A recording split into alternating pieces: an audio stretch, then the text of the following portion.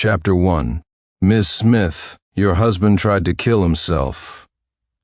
When I woke up, my eyes were met with a blinding white. Before I could react, a bone-chilling pain shot up my wrist. As I slowly recovered, I heard an anxious female voice beside me. Then I saw a woman standing with her back to me, talking on the phone. Ms. Smith, Sincere Clark is at the hospital right now. Would you like to come and see him? A cold, indifferent female voice came from the other end of the line. Is he dead? If not, don't bother me. The call was hung up, and the woman sighed. When she turned around, she froze. After a moment, she walked up to me. You're awake? Who are you? I stared at her blankly. Are you calling me? You don't recognize me? The woman's face changed. I'm Wendy Jones, Miss Smith's assistant. Who is Miss Smith? Wendy Jones frowned at me, her expression already a little impatient. Sincere Clark, Miss Smith is very busy right now. Even if you try to kill yourself, it's useless, let alone faking amnesia. Give up. Miss Smith won't come to see you. I was even more confused and didn't know what she was talking about. Seeing that I didn't speak, Wendy Jones stepped closer and earnestly said, Sincere Clark, you and Miss Smith have been married for 5 years, and you've caused trouble for 5 years. Yet Miss Smith hasn't fallen in love with you. Shouldn't you reflect on yourself and stop causing trouble for Miss Smith? Although I didn't know what was happening, her demeanor made me very uncomfortable, especially looking at her expression. I felt a strange aversion. Wait, you said 5 years? I suddenly rushed into the bathroom in the hospital room and looked at myself in the mirror. It was indeed still me, the exact same face, but it was more mature than I remembered and carried a hint of lingering melancholy. Could it be that what that woman named Wendy Jones just said was true? Is it 5 years later? Am I really married? It turned out I was really married, and had been married for 5 years. I hadn't traveled through time or dreamed. I had amnesia. My memory was still stuck at 18, right when I entered college. I had a senior I had a crush on named Victoria Smith. She was an iceberg beauty who was flawless in appearance, family background, and ability. She skipped grades since childhood. Although she was my senior, she was a few years younger than me. And now I was married to her. According to Wendy Jones, I married Vicky at 22. It was a flash marriage with no emotional foundation. At that time, I hadn't even graduated from college. We only got the marriage certificate, no wedding. After getting married, I found that Vicky's heart wasn't with me. Instead, she was very close to her male friend, Ethan Reynolds. They say he was her unattainable white moonlight, and I, who wasn't loved, started acting out in our marriage. I used all sorts of bizarre methods to attract Vicky's attention, but only earned her increasing disgust towards me. Her friends all treated me as a joke, just waiting to see when we would divorce. Ethan Reynolds also never took me seriously. He was a young master in their circle. Every time I acted out hysterically, it was like watching a clown in their eyes. Finally, I threatened Vicky with suicide, telling her not to have any contact with Ethan Reynolds anymore. But she didn't agree, and even told me to go die. Then I tried to kill myself. This is what happened. Before I woke up, I felt it was surreal. Trying to kill myself for love? That doesn't sound like something I would do. I hate simps the most. It's impossible for me to be a simp for any woman. By the time I figured all this out, I was already in the master bedroom of the marital home. The doctor said I was fine, so Wendy Jones sent me straight back. Before leaving, she warned and perhaps advised me not to cause trouble again. Looking at the huge villa before me, I lost the urge to cause trouble. I was completely awestruck by this immense wealth. Even a small walk-in closet was bigger than my original apartment. Just as I was dazzled by the sight of Vicky's in my bedroom, there was a sound from the doorway. I whipped my head around and met the gaze of Vicky, her face a mask of icy coldness. Chapter 2. Although I already knew I had been married to Vicky for 5 years, for me this was the first time seeing her face up close like this. I have to say there was a reason she became my teenage goddess. Just having that face in front of me made my mood significantly better. Even with her cold face towards me, I didn't dislike her much. It seems Wendy Jones's words were credible. I might indeed be a complete sucker for good looks. Likely sensing that I didn't speak, she frowned slightly. "Sincere Clark, what are you trying to pull now?" As she spoke, she gracefully walked into the walk-in closet, not stopping as she passed me, and then chose a bathrobe. I turned to look at her. Pulling? From the moment she suddenly returned until now, I hadn't said a word. And she said I was pulling something? Vicky's dark eyes glanced at me. "In the past, weren't you always rushing over when I came back? Have you changed your tactics now?" I was a little surprised. Was I that eager after marrying Vicky? But I showed nothing on my face, just said calmly, "Oh, I won't anymore." I originally thought Vicky would breathe a sigh of relief. Unexpectedly, her brow furrowed even tighter, and she looked at me with even more impatience. "I'm very tired from work lately. I don't have time to accompany your theatrics." Me? Seeing that I wasn't speaking, Vicky's eyes suddenly turned cold. "Sincere Clark, stop trying to do anything to Ethan. He hasn't done anything. Even if you threaten me with suicide, it's useless." I froze for a moment, my feelings complicated. Wendy Jones had told me most of the story between Vicky and me. It was nothing more than me loving Vicky, Vicky loving Ethan Reynolds, and me, the clown in this love triangle constantly causing trouble for Ethan Reynolds, which only made Vicky dislike me more. This suicide attempt was also because I was jealous of the care Vicky showed towards Ethan Reynolds. So I secretly and aggressively sabotaged Ethan Reynolds' company, smeared their artists, but Vicky chose to support him without hesitation. This was undoubtedly showing everyone in their circle that I, Miss Smith's husband, was a husband in name only, and worth less than a finger of Ethan Reynolds in Vicky's heart. So I lost my composure and tried to win Vicky's heart back through suicide. The result was predictable. A woman who already found me annoying wouldn't change her mind because I tried to kill myself. She would only find it troublesome. Seeing that I didn't speak, Vicky also lost patience and went directly to the washroom. I breathed a sigh of relief and collapsed onto the big bed, my mind in turmoil. Having lost these years of memories, I genuinely didn't know why I would become so frantic. 18-year-old me despised the idea of being blinded by love. Now I was living and dying for a woman. I really couldn't have imagined that I would have such a day. My thoughts were scattered. Before I could figure out what I should do now, the quilt beside me was lifted, and a soft, gentle body lay down beside me. The overwhelming scent made me flinch. I turned my head and saw Vicky looking at me with her dark eyes, her usual icy coldness now mixed with a suppressed, deep intensity. I stammered, what are you doing?" Although I had lost my memory, based on the information I had, my relationship with Vicky should be very bad, right? Maybe we even slept in separate beds. How could she just lie down beside me so naturally? Vicky seemed not to notice my discomfort. A soft arm wrapped around my waist. She said nothing but threw herself onto me, her incredibly soft fingers expertly exploring me. A sensation I had never felt before. Vicky, I couldn't help but shout her name. "Don't touch me." Chapter 3. It seemed the resistance in my eyes was not an act, as a brief flicker of surprise crossed Vicky's eyes. But it was quickly replaced by impatience. "Sincere Clark, stop throwing a tantrum with me." I didn't like the way she always spoke to me in that tone. Even the face I had a crush on for years started losing points. "I'm your husband, right? I tried to kill myself and was hospitalized, and you came back without a word of concern. Now you're aggressively accusing me. Vicky, by what right do you treat me like this?" My anger seemed to ignite her fuse. She tightly grasped my wrist, her voice cold. "Because you brought all of this upon yourself." Her grip was light, but it landed right on the wound from my wrist-slitting attempt. It hurt a little, but I stifled a sound. Vicky suddenly pulled her hand back as if she had lost interest. She turned her back to me and lay on her side, her voice cold. "This time I'll let it go. From now on, no feigning suicide to threaten me." I lay beside her, my heart a mix of emotions.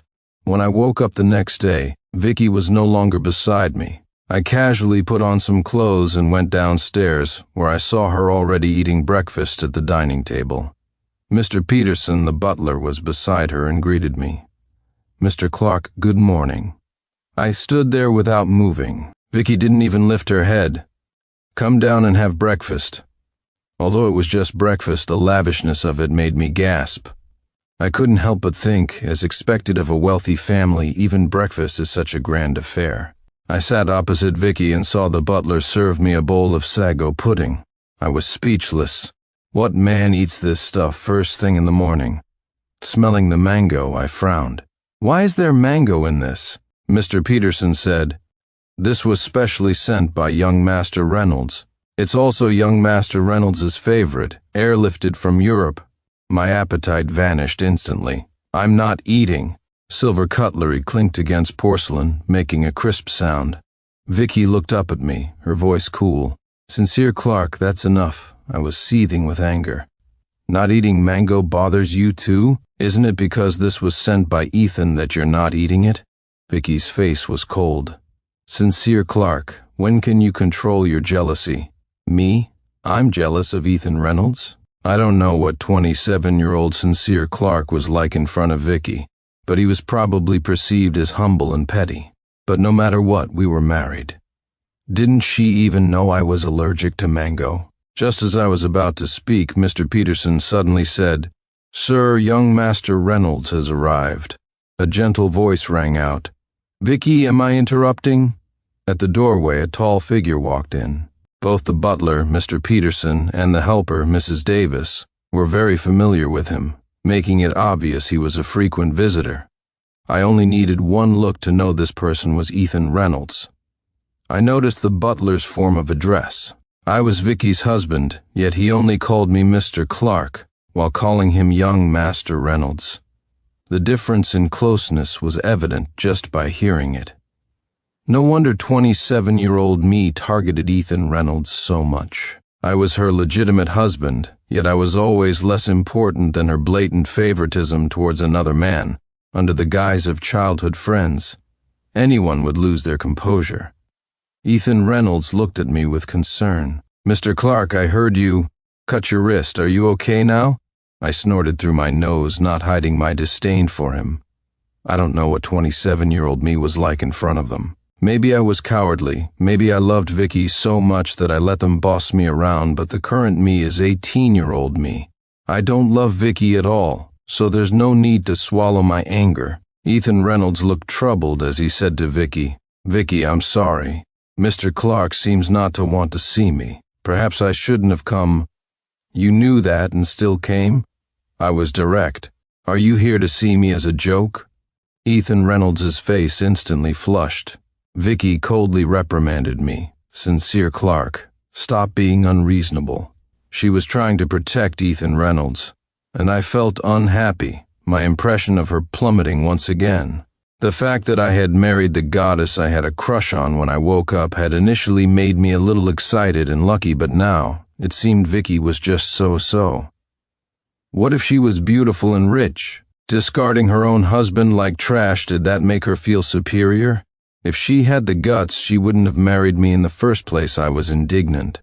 Ethan Reynolds, however, was gentlemanly and composed. "Vicky, I came here today specifically to invite you to my celebration party." Having said that, he seemed to realize that I, a living person, was standing right here, and it wouldn't be right not to invite me. He could only say to me, "Mr. Clark, you should come too?" I originally didn't want to go, but seeing the faint disdain and provocation subtly hidden in Ethan Reynolds' eyes, I suddenly curved my lips and accepted. All right. After all, I am Vicky's husband. It's only right I accompany Vicky to social events. Chapter 4. So I followed Vicky to Ethan Reynolds' celebration party. When the three of us appeared, everyone in the room looked over, their expressions colorful. How did Vicky bring him? Not surprising. Her husband at home is so dramatic and annoying. He's hostile to every male around Vicky. Let alone Ethan. I heard he even attempted suicide over Ethan's matters. Absolutely, but he doesn't know his place. Marrying Vicky was already marrying up. What right does he have to control her? Never mind those other men before. Who is Ethan? Is he fit to compare himself to him? These voices were neither loud nor soft, allowing me to hear them perfectly. I glanced over, guessing that they were likely Vicky or Ethan Reynolds' friends. Anyway, they were all in the same circle. Impossible to be wrong, I sneered inwardly. No wonder 25-year-old me wanted to kill himself. Hearing these demeaning words every day, how could his psychology not be twisted? Moreover, I must have loved Vicky very much back then, which is why I would suffer in daily agony to the point of wanting to end my life. Vicky and Ethan Reynolds had already taken the seats reserved for them, leaving me standing alone. Isn't he embarrassed standing there alone? Why would he be embarrassed? As long as he can be with Vicky, he'd even kneel. I colder stared at the man spewing gossip. She's not dead. Why would I kneel to her? The man's face changed, as if he hadn't expected me to talk back today. Vicky's expression was impatient. All right, stop making a scene, everyone. I was being ridiculed like this, yet not only she didn't help me, but only blamed both sides equally. I scoffed. It seems I'm not welcome here. I won't bother you. With that, I turned and left. Behind me, I heard sharp intakes of breath. Did I see that right? He actually gave Vicky a cold shoulder. Could it be? He's really gone crazy because of Ethan. I bet he won't last half an hour before he comes crawling back. All the noise behind me was annoying. I went to the outdoor swimming pool, wanting to clear my head. Not long after, Ethan Reynolds suddenly walked out. Mr. Clark, you really are surprising. I glanced behind him, seeing that he had come out alone, and said playfully, I detest you so much. Aren't you afraid I'll push you in here? Ethan Reynolds smiled. I wish you would dare. After all, everyone knows Vicky will save me. I pursed my lips, not bothering to respond. Ethan Reynolds walked up beside me again. Sincere Clark, do you dare to bet? I found it very strange. If you two truly love each other so much, why don't you let Vicky divorce me? Ethan Reynolds, is it only true love if you step on someone else's sincerity and put on your act? Ethan Reynolds' face changed slightly. Isn't that because you're clinging on you're even capable of attempting suicide to cling to Vicky? She just pities you. Soon, he regained his calm and gentle demeanor and asked me again, Sincere Clark, do you dare to bet? The swimming pool shimmered, looking clear but actually quite deep. I flatly shook my head. I don't dare. I don't know how to swim.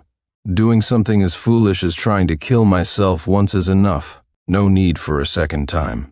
Just as I stood up, my eyes met Ethan Reynolds' regretful gaze.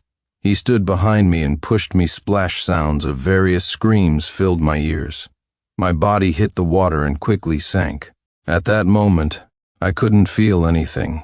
Only the fear of my senses being drowned by the surrounding pool water.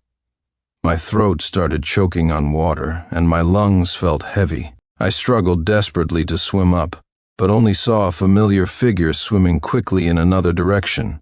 My wife, Vicky, swam towards him when both Ethan Reynolds and I fell into the water. A sharp pain struck my heart. Perhaps this was the last lingering emotion of 27-year-old me. Even though I had long forgotten the past and no longer loved her, the instinct of my body remained. But this time, it was completely drowned. When I woke up, I was lying by the pool. Both Ethan Reynolds and I had been pulled out. But he was saved by Vicky, and I was saved by a stranger. She was quite beautiful, with a hot figure. As I lay on the ground, she was pressing on my chest with both hands, trying to expel the water I had choked on. I vomited in a gush from the corner of my eye. I saw Vicky also walking over. Ethan Reynolds was still pretending to look at Vicky's back. Vicky seemed to just remember she had such a husband and frowned, asking, "Are you okay?" I didn't answer, but struggled to stand up. The woman beside me tried to help me, but I pushed her away.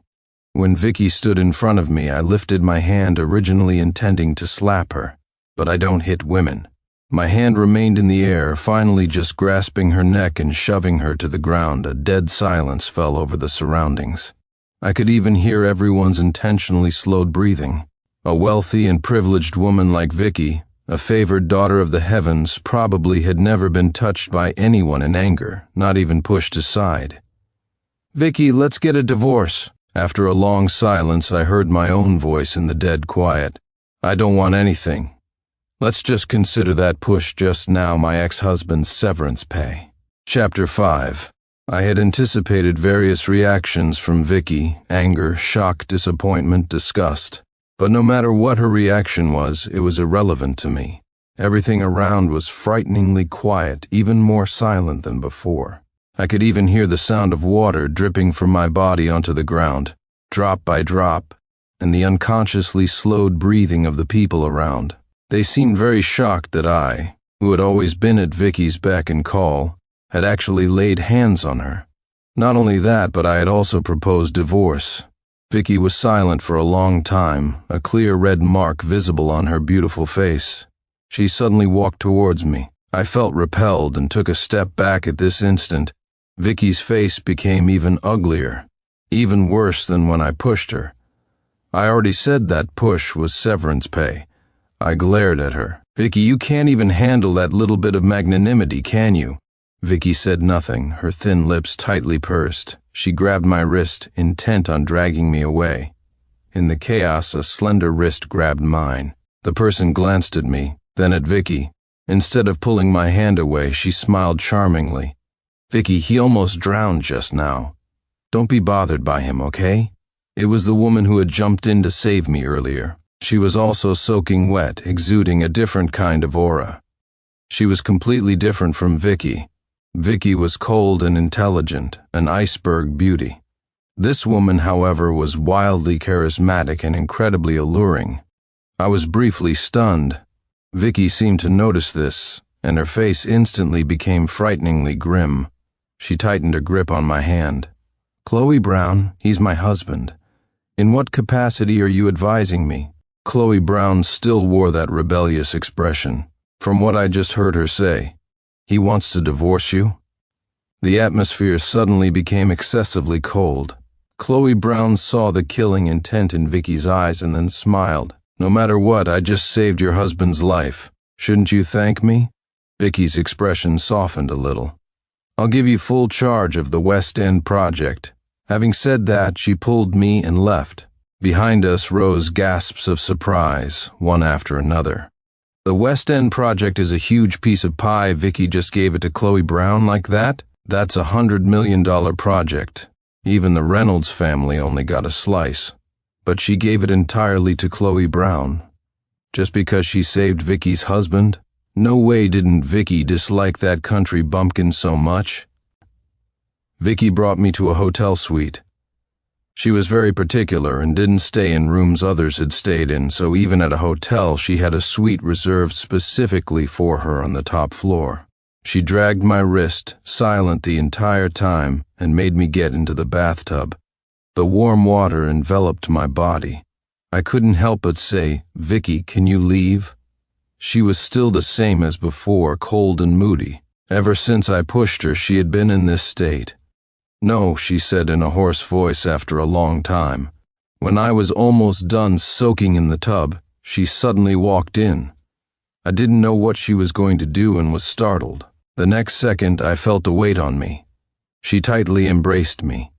Vicky's arms wrapped around me like a winding vine, making it hard for me to breathe. Her delicate chin rested against my head. I struggled a bit, but she held me even tighter. Just as my patience was completely worn out, I heard her clear voice, full of suppressed emotion. "Sincere Clark, thank goodness you're okay." But my voice was only cold. "Vicky, stop pretending. The person who saved me was Chloe Brown. What right did she have to say such a thing?" Chapter 6. I will never forget seeing her back as she rushed towards Ethan Reynolds when both he and I fell into the water. Even though I've lost the memories of these 5 years and no longer love her, at that moment, my heart still felt an instinctive pang. A dull ache, like drowning, making me uncomfortable. I think that must have been 27-year-old me making his last struggle. I'm glad I have amnesia. Otherwise, given how deeply 27-year-old me loved Vicky, my heart might have literally ached to death. Vicky was speechless. She opened her mouth, seemingly wanting to say something, but nothing came out. I can't swim. She saved Ethan Reynolds. That's a fact. If it weren't for Chloe Brown, I wouldn't be lying here safely now. This matter, it was my fault, Vicky finally said after a long time. Sincere Clark, this kind of situation won't happen again. It doesn't matter, I said calmly. After we divorce, you can save whoever you want. It has nothing to do with me. Vicky tightened her embrace. I know you're angry, but it's not what you think. She paused, then said, What you said about divorce, I don't agree. By what right do you disagree? When Ethan Reynolds and I both fell into the water, she chose to save him without hesitation. This already placed my life after someone else's. I don't see any reason to continue this marriage. Besides, she chose him in front of so many people back then. Don't I deserve any dignity? Don't I deserve respect? Vicky, I'm telling you, I have to get a divorce. She seemed somewhat annoyed, but knew I had every reason to be upset. So she suppressed it and didn't argue with me. After I got out of the tub and lay in bed, she still clung to me relentlessly. Let's sleep for a while and talk about it tomorrow. Don't touch me, I said through gritted teeth. Vicky, don't force me to use force. Vicky chuckled. With your abilities, you dare to touch me? I gritted my teeth and deliberately reached for her most vulnerable spot. Vicky's face instantly changed, a flush appearing, but it quickly vanished. She suddenly softened and kissed me on the corner of my mouth. All right, stop causing trouble. This was my fault. I'll find a way to make it up to you. My head hurt a little, my temples throbbing violently. I didn't know how incredibly humble 27-year-old me was. Even after something like this happened, she still thought she could coax me into staying. What did she take me for? I clenched my fists and pushed her away without hesitation. Vicky's face hardened, and she suddenly threw herself over me, looking down at me from above. If you can't sleep, let's do something. Just as she was about to kiss the corner of my mouth, my face instantly turned pale, and a cold sweat broke out on my forehead. It hurts. I couldn't help but cry out, my whole body trembling. Vicky seemed to suddenly sober up. Did I hurt you somewhere? At that moment, the panic in her eyes made me think she genuinely cared about me. But I quickly dismissed that illusion. I was overthinking, a woman who didn't even care about my life. How could she care about the wound on my wrist? I bit my lip tightly, not speaking. Vicky was a little anxious. Where exactly are you uncomfortable? Tell me. Before I could speak, a faint scent of blood filled the air. Vicky suddenly looked at her tightly clasped wrist, which was still wrapped in gauze, in a daze. Vicky had always thought I was just playing a trick, so she had never considered that the wound was actually real. Her face was grim. She slowly unwrapped the gauze on my wrist.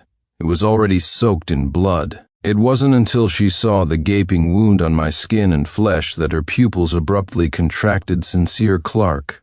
I looked at her coldly, enduring the intense pain, and pulled my hand back. See? Are you satisfied? You really did it. A storm suddenly stirred in her eyes.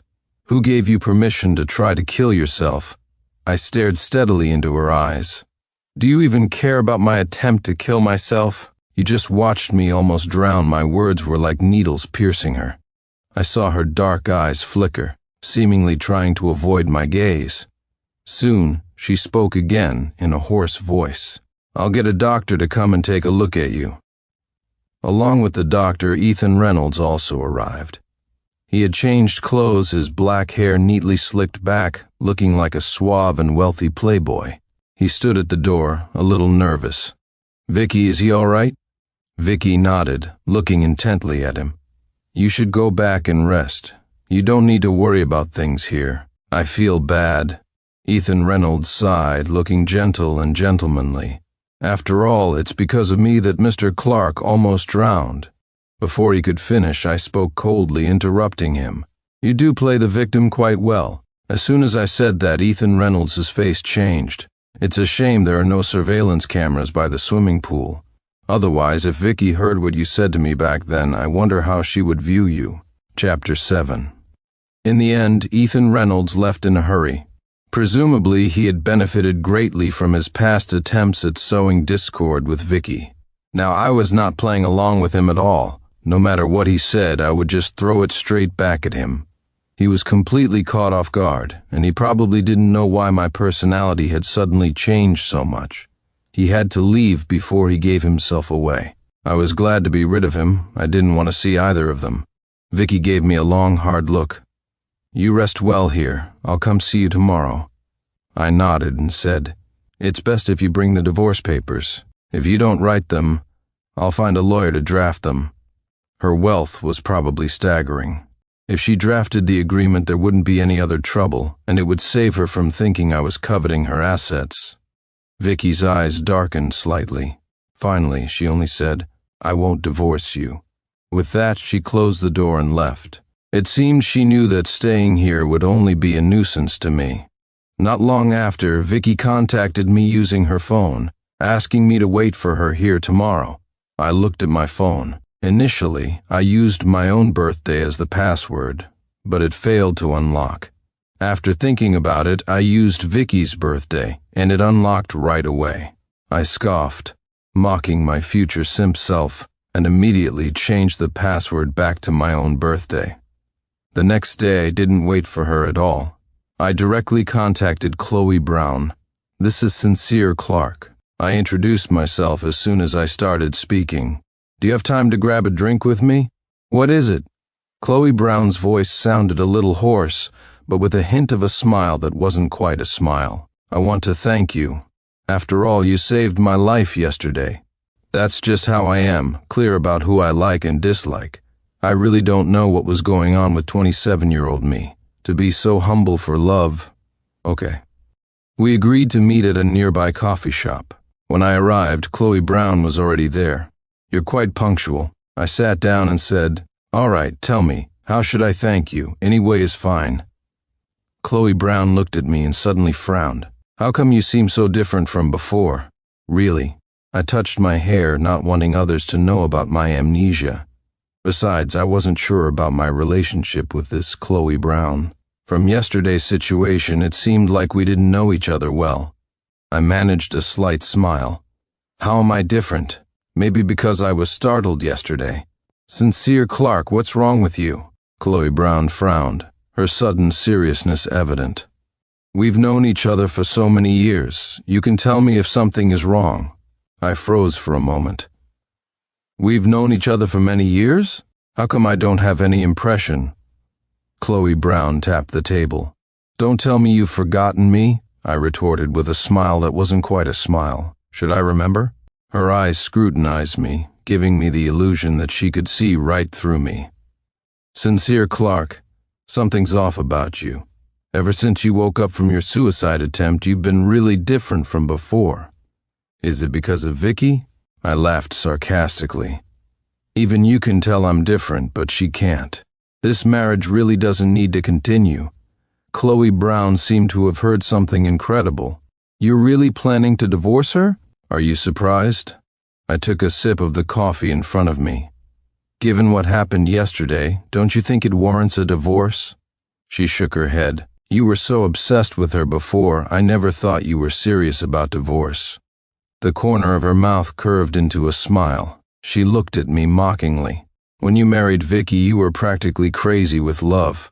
Wherever she went, you had to cling to her. You couldn't stand any male around her, let alone Ethan Reynolds." "I was that crazy?" "More than that. Your possessiveness was very strong, and yet you were also very humble, afraid she would abandon you.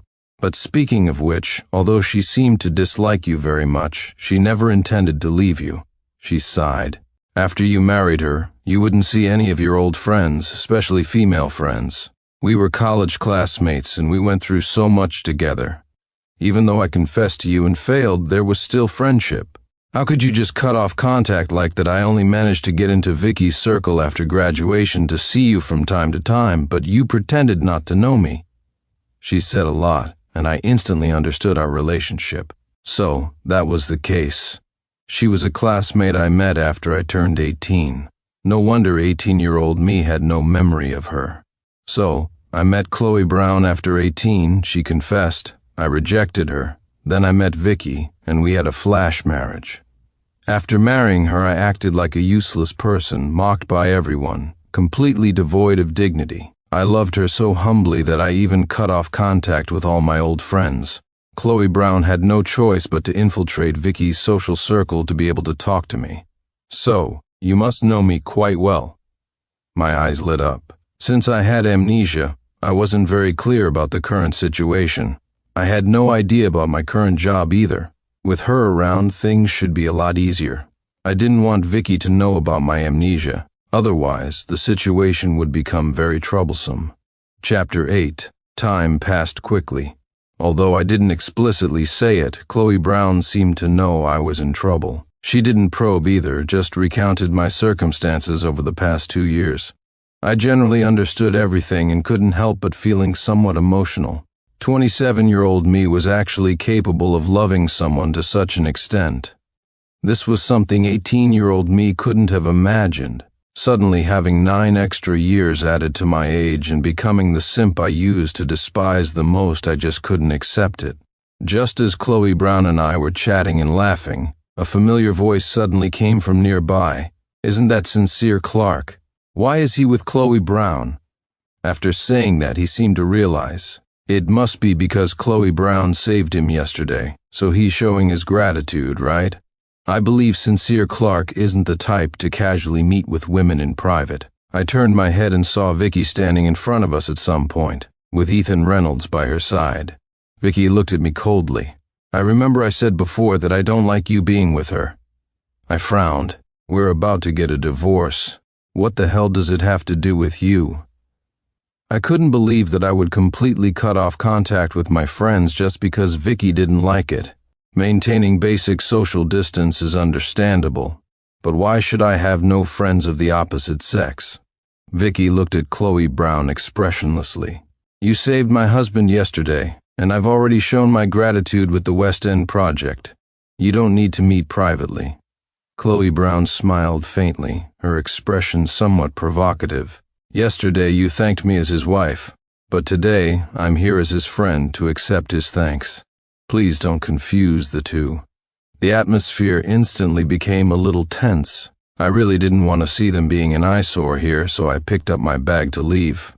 "Chloe Brown, let's go somewhere else." Vicky immediately grabbed my arm, looking at me coldly. "Where are you going? What does it have to do with you?" I glanced at Ethan Reynolds behind her. "Go keep your person company. Send the divorce papers as soon as possible. Otherwise, he'll always be a disgrace of a third party." Vicky parted her lips, seemingly wanting to say something, but I didn't want to listen at all. I shook off her hand and left with Chloe Brown. In the late afternoon, I finally returned home. I was still completely unfamiliar with this strange world. I had to find a place to stay within these 2 days. Otherwise, I wouldn't know where to go after the divorce. Vicky saw me return and walked towards me with a cold expression. "You finally remembered to come back?" Her questioning tone made me very annoyed. "Can you stop following me? I'm just out with a friend." "What does it have to do with you?" As soon as I said that, a sharp pain shot through my temples. Fuzzy fragments flashed through my mind. I took a step back, clutching the armrest of the sofa beside me tightly. It seemed I had heard this sentence before. I suddenly looked up at her, my eyes filled with red streaks. I remembered. A certain clear image in my mind showed that Vicky had once said the exact same words to me. She would go out to social events and come back late. If I asked her, she would brush me off with that impatient tone. And now I was returning those very words to her. Vicky also seemed to have remembered something. Her Adam's apple bobbed. After a long pause, she explained, "My meeting with Ethan Reynolds isn't what you think. The two families are old acquaintances, so some things are unavoidable, but I've been reducing my contact with him. You don't have to do that." I interrupted her. "If you feel guilty because you didn't save me when I was drowning and want to make amends by not divorcing me, there's no need for that at all." I shook my head and said, "You might as well give me a little more compensation when we divorce." Chapter 9. After that day, Vicky and I parted ways unhappily again. I really couldn't understand why she didn't want to divorce me. She clearly loved Ethan Reynolds and was deeply annoyed by me. Wouldn't divorce be exactly what she wanted? I was a bit puzzled by this woman's thoughts, but I didn't want to dwell on it anymore. The next day I found a way to move out. When Vicky came home and discovered this, she immediately called me. "Sincere Clark, what do you think you're doing?" "What do you mean, what do I mean? We're getting a divorce, we can't keep living together, right?" I said, "Get the agreement drafted as soon as possible." Before I could finish, she just hung up the phone. I just threw the phone on the table, too lazy to deal with it. Just as I finished unpacking at the apartment, there was a knock at the door. I thought it was a delivery, but when I opened the door, I saw Vicky standing there, her face a mask of suppressed anger. My face instantly fell. "What are you doing here? No, how did you know I was here?" Vicky strode straight in and glanced at the decor in the rental apartment. "You'd rather live in a doghouse like this than throw a tantrum and live separately from me?" I took a deep breath. "Vicky, I'm not throwing a tantrum. I genuinely want to divorce you." Things had come to this point, and I was also a bit confused. "Why won't you divorce me?" I looked at her in confusion. "Isn't this what you want? When did I ever want to divorce you?" Vicky looked at me as if I were an unreasonable person. "Are you still angry about the Ethan Reynolds incident?" Her eyes darkened. "I thought you understood. I didn't intentionally not save you that day." Seeing me just standing there stiffly, refusing to answer, she suddenly sighed, holding my shoulders and making me sit on the sofa. "Sincere Clark, stop making a scene and come back with me. This kind of thing won't happen again." It had happened so many times before, and she was just now thinking of addressing it? Wasn't it a bit late? I pushed her hands away. "No need, just get the divorce papers ready." Vicky suddenly cupped my face. "Sincere Clark, do you have to make such a scene with me?" I said, "I'm not making a scene. Are you really going to sleep alone in a place like this, otherwise?" Vicky suddenly bit my earlobe. "Darling, come home with me. You won't be able to sleep alone in a place like this." I found it amusing. Maybe to a little princess like you this place is simple, but it's already great for me. It's also very close to my work. Vicky sighed. "Do I have to spell it out? Sincere Clark, you can't sleep without me." My eyes went wide, as if I had heard something terrifying. "I can't sleep without you?" Ever since I woke up with amnesia, I felt that Vicky and I should be a couple brought together by resentment. I loved her, but she found me annoying. But from her tone now, it seemed like we were a loving couple who just argued a lot. Vicky wanted to say something else, but I pulled her up and pushed her towards the door. "Vicky, I've decided to divorce you. I can't stand living this way for another day." After getting Vicky out the door, I started arranging my rental apartment. I had pretty much caught up on things at work, but it was still a struggle, so I needed to spend a lot of time on it. In the evening, I wanted to order some takeout and scrolled through my feed. A photo posted by Ethan Reynolds caught my eye. It was a photo of him and Vicky together, but it was very subtle, only showing a side profile of Vicky. But with a beautiful side profile like hers, even just half a shadow would instantly reveal who she was. Ethan Reynolds also posted something ambiguous. "If only we hadn't passed each other by. Would the man by your side be me? But thankfully it's not too late. We have time to correct everything." I scoffed. Wasn't this implying that Vicky and I had no love between us, that we would divorce sooner or later, and she would end up with him? I liked the post, commented 99% below it, and then blocked him immediately. I also found Vicky's number and deleted and blocked all her contact information. The next day, I went to work. Vicky was already blocking me downstairs, her face grim. When she saw me, she strode over. "You blocked me?" "Sorry," I said bluntly, admitting my mistake. "I shouldn't have blocked you." Vicky's expression had just softened a bit when I said, "Oh, I forgot. We're not divorced yet. You're here to get me to sign the divorce papers, right?" "Good, I was just about to request leave anyway." "We have time. We can sign them and then go to the Civil Affairs Bureau to get the divorce certificate." Vicky's face instantly turned terrifyingly dark. "Sincere Clark, add my number back." "No, darling." Her tone suddenly softened. "I apologize. Add my number back." I rolled my eyes. I don't even know what your number is as soon as I said that. Vicky's face suddenly changed. You don't remember my number? Yes, what about it? She grabbed my shoulder tightly, as if just realizing something was wrong with me. How could you forget my number? You always knew it by heart. Uh-oh. My heart skipped a beat. She'd seen through me. I immediately avoided her gaze and said, I just forgot, okay? We're getting divorced anyway. Is it not allowed for me to forget your number?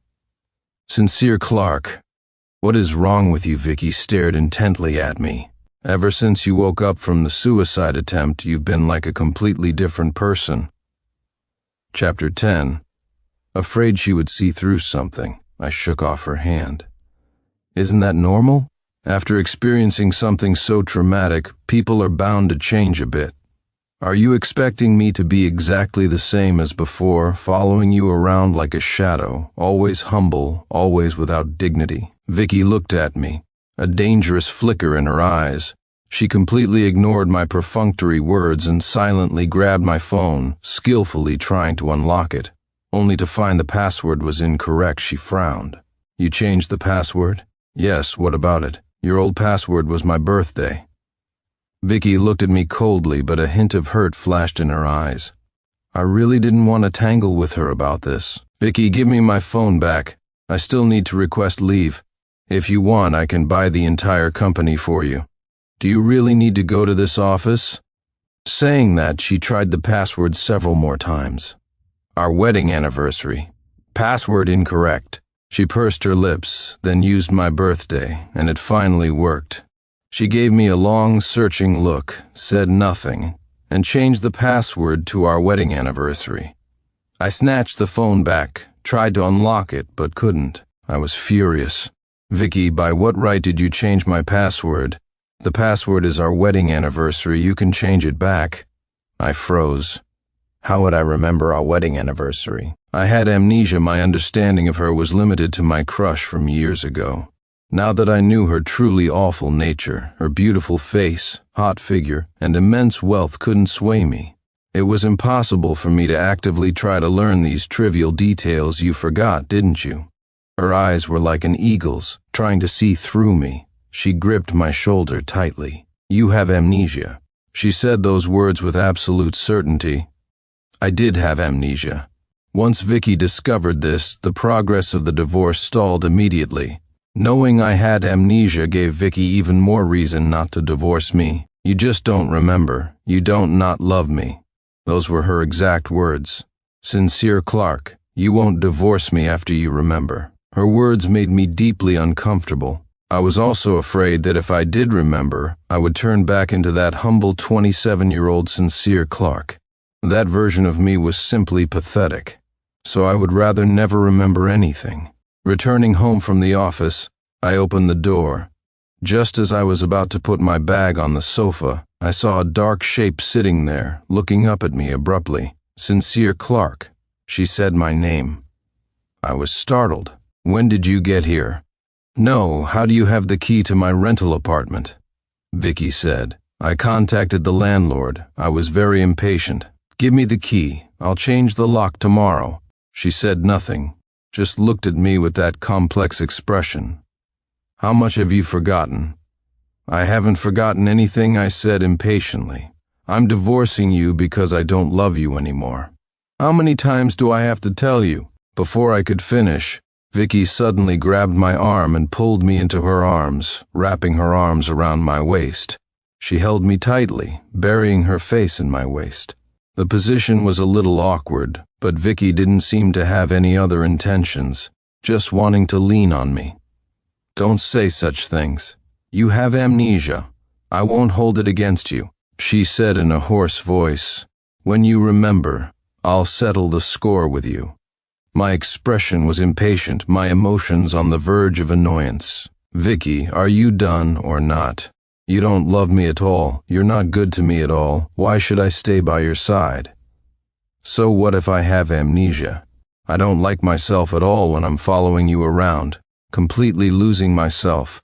I like myself the way I am now. I don't love you, understand? I've wanted to leave you for a long time. I had wanted to leave her for a long time. Realizing this, Vicky held me even tighter. No, we're just arguing. Sincere Clark, I've already explained to you that incident wasn't intentional. She cupped my face. I originally didn't want to explain, because I knew we understood each other best. Even though I saved Ethan Reynolds at the time, you should have understood that there must have been a misunderstanding. She rubbed her forehead against mine and sighed lightly. Now you have amnesia and don't remember me. I feel it's necessary to explain to you properly. Ethan Reynolds and I are not what you think. The Smith family and the Reynolds family are old acquaintances. His grandfather once did a favor for my grandfather. We had a childhood engagement, but I never had romantic feelings for him. Later, I married you. My grandfather felt indebted to him, so he asked me to take care of him more. Besides that, there is no other relationship. I scoffed. Who would believe such words? You valued his life more than mine. Vicky squeezed my cheek and sighed. It seems you're still upset about that incident. I'm sorry, I didn't know you had amnesia at the time. I should have explained to you right away. Chapter 11. I didn't want to hear any of her explanations, but Vicky insisted. She held me tightly. I couldn't move and could only listen to her. That day I heard someone fall into the water, and my first reaction was to see if you were okay. They said it was Ethan Reynolds. I breathed a sigh of relief, but since he's someone my grandfather treats like a grandson, I saved him. I didn't expect you to also fall into the water. Just like that, with a few simple words, she completely shifted the blame away from herself. Seeing my completely unconvinced expression, she was silent for a long time. You don't believe me, do you? Why should I believe you? I looked at her coldly. Everyone saw it at the time. You rushed over without thinking. You were there to save him. It had nothing to do with me. After I was rescued by Chloe Brown, you still treated me so indifferently. Vicky, I'm not blind. I can feel your disregard for me. Vicky's Adam's apple bobbed. She gently held me. This time she didn't hold me as tightly as before. Her strength was unbelievably gentle. This was the first time she had shown weakness in front of me. Sincere Clark, I wasn't indifferent to you. It was because you almost lost your life I was angry. Vicky said in a low voice, if you hadn't been okay, I almost wanted to kill someone. I shook my head. Vicky, if you truly care about me, let's divorce. Let me go and truly be free. Except for this matter, only this matter is impossible. Vicky still didn't dare to let go. She said into my ear, when you remember, we'll talk about the divorce. Do you think as long as I remember, I won't divorce you? I frowned, looking at her. Vicky didn't answer, but she clearly thought so. I scoffed. It's useless, Vicky. Since heaven made me forget this matter, it means I shouldn't remember it. Perhaps this is my chance, a chance for me to leave you. I was resistant to the idea of remembering and didn't want to go back to being 27-year-old me. Vicky had no other choice but to temporarily stabilize me. I had a normal few days, and then unexpectedly Ethan Reynolds showed up. Sincere Clark, let's talk. Ethan Reynolds looked a little haggard and disheveled this time, with deep dark circles under his eyes. He was downstairs at my office building. I didn't want others to see me as a joke. If you have something to say it quickly. Ethan Reynolds suddenly laughed sarcastically. You're quite pleased with yourself, aren't you? Vicky unilaterally terminated the collaboration with our Reynolds family. Now everyone in the circle knows the Reynolds family has no backing. I frowned, a little surprised, but my tone was flat. What does that have to do with me? You should go talk to her. But she said she won't help me. You told her something, didn't you? I was impatient. I thought you came to apologize sincerely. It seems you're just here for your own benefit. We have nothing to talk about. I turned to leave, but Ethan Reynolds suddenly screamed sharply behind me. Sincere Clark, why can you, a country bumpkin from the sticks, be her husband, marry her? Why, how am I inferior to you? My steps stopped dead. A sharp ringing in my ears made it impossible to think. I seemed to have heard these words before, shortly after I married Vicky. Her wealthy friends all mocked me. At that time, Ethan Reynolds was quite friendly to me, even understanding, and gave me lots of advice. But the ideas he gave me frequently made me look foolish in front of others. I started to become self-conscious, timid, and walking on eggshells. I also started to be suspicious and worried, afraid Vicky would abandon me. Those images flashed repeatedly. I was certain it was my memory, but it hadn't fully returned yet, only showing fragmented scenes. Ethan Reynolds rushed over from behind. "Sincere Clark, I can apologize to you, but you have to tell Vicky, get lost." I immediately shook his hand off, my eyes bloodshot. "I have zero interest in anything to do with you and Vicky. Please tell him I never want to see either of you again. The further you two are from me, the better." Just as I was about to leave, I bumped head-on into a familiar figure. A familiar light chuckle came from above. "How is it that we always manage to run into this kind of scene, Vicky? Don't you think?" It was Chloe Brown's voice. Before I could react, I was pulled back by another force. By the time I realized what was happening, Vicky was already beside me. The man looked at Chloe Brown, who was next to me, with cold eyes. "Stay away from him." Chloe Brown shrugged helplessly. "I didn't do anything to him. Look how nervous you are." Then, she smiled and looked towards Ethan Reynolds, who was looking upset not far away. "Why are you always causing trouble for Sincere Clark in private? He's the one causing trouble for me." Ethan Reynolds' face was cold, softening slightly when he saw Vicky. "Vicky, no matter what, we grew up together, practically childhood sweethearts. What happened before was just a misunderstanding. Can't you just be lenient?" Chapter 12. Vicky answered coolly, "I've already done everything necessary and owe you nothing. I took care of you before out of respect for your grandfather, but that doesn't mean you can be insatiable." "I'm insatiable?" Ethan Reynolds' face grew increasingly grim, unable to think of anything to retort. He could only clench his fists, glare resentfully at me, and then turn to leave. After he left, I finally understood why he couldn't contain himself and came looking for me today. It turned out that Vicky had directly made what happened at the swimming pool public.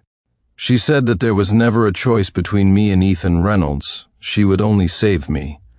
At the time, she simply hadn't known I fell into the water, which was why she saved Ethan Reynolds. If she had known I was also in the water, there would have been no choice to make. She would have only saved me.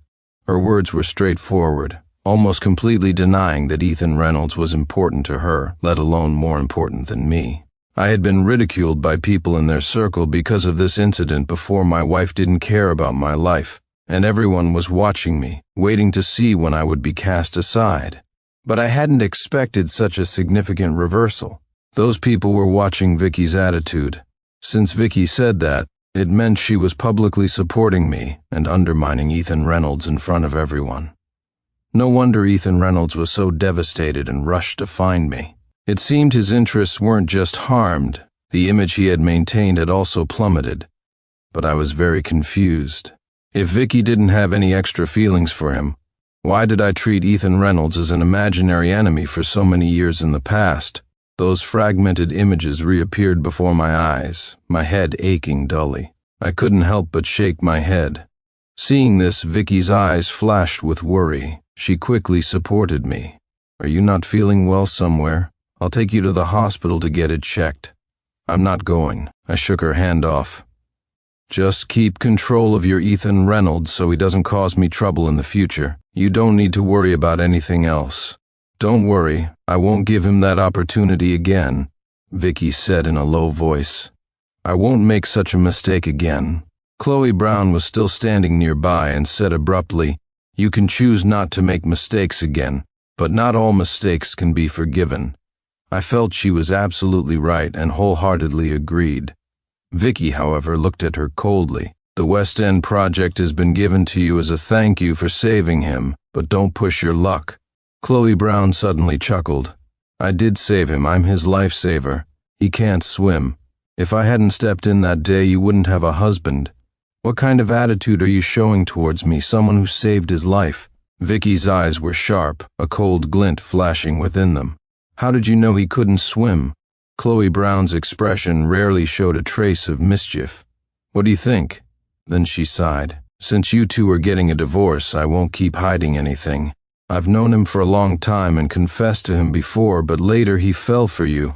She made a clicking sound with her tongue and looked at me. Sincere Clark, if you think you were blinded and made the wrong choice back then, I can offer you another chance.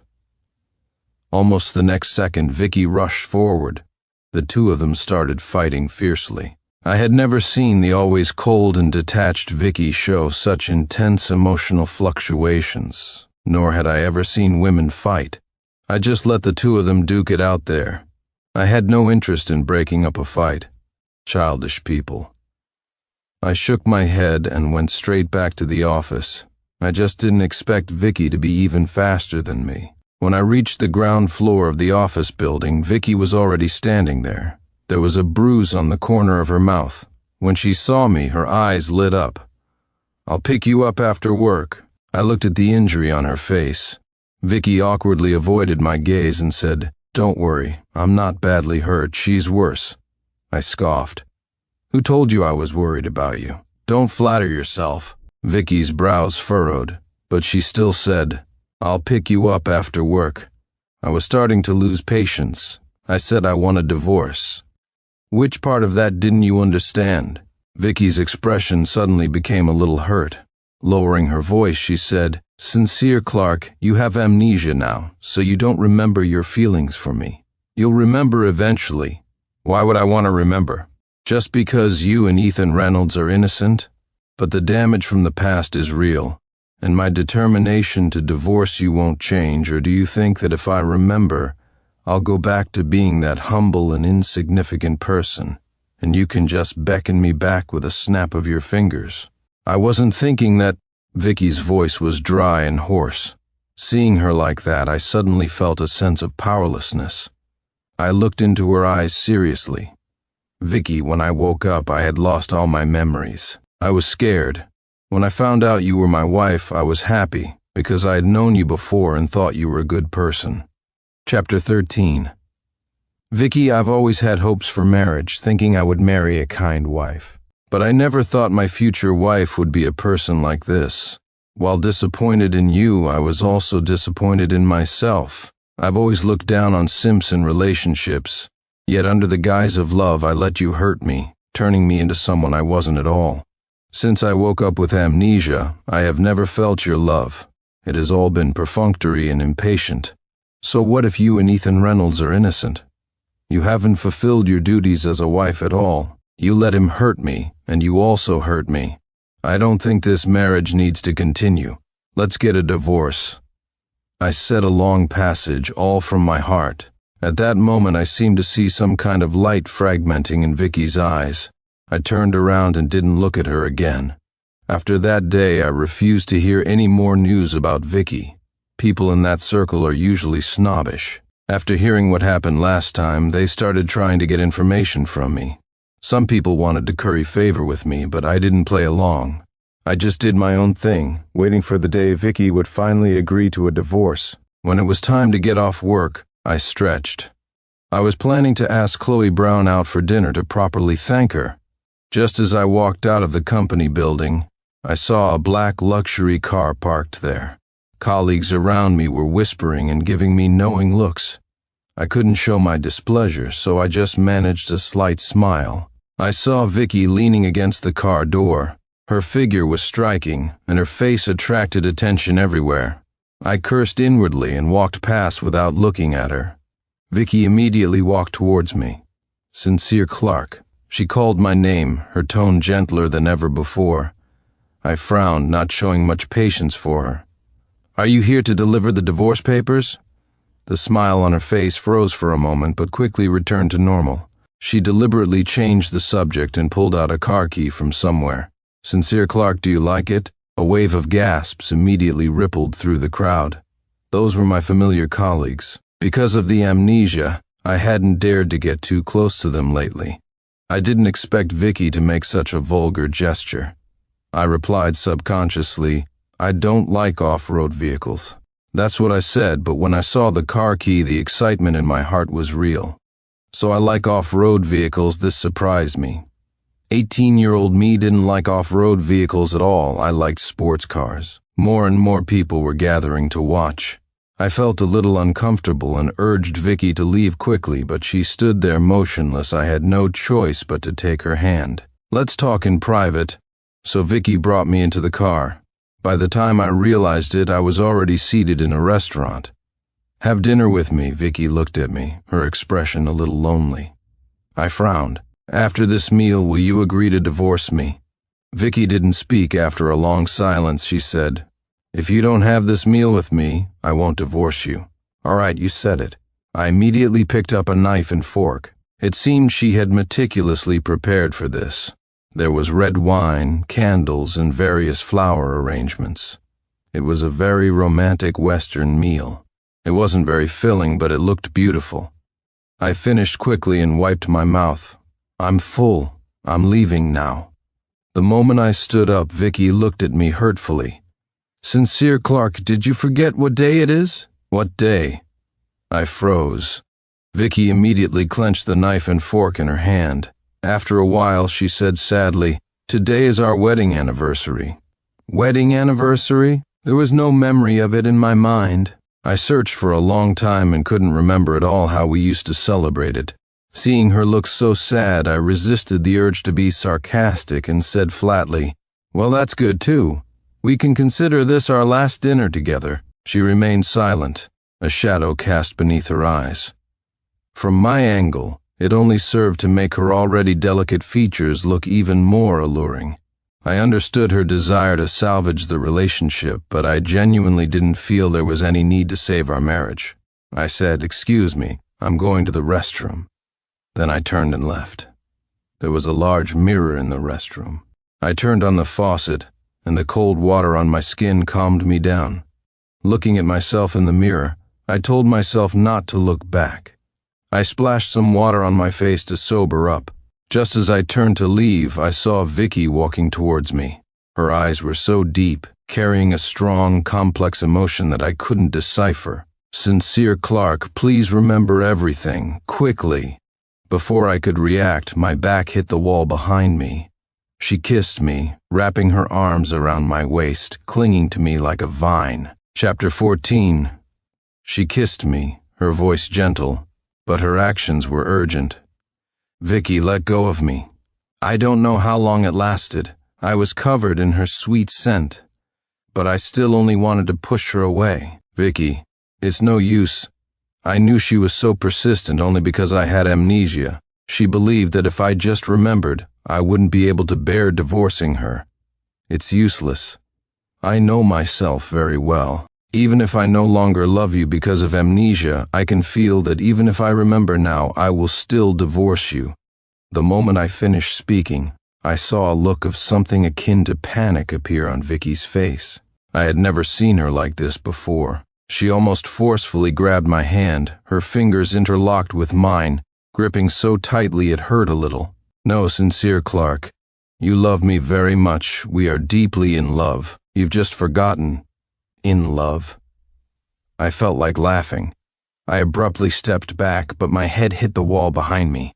A sharp pain surged through me. My face instantly turned pale with pain.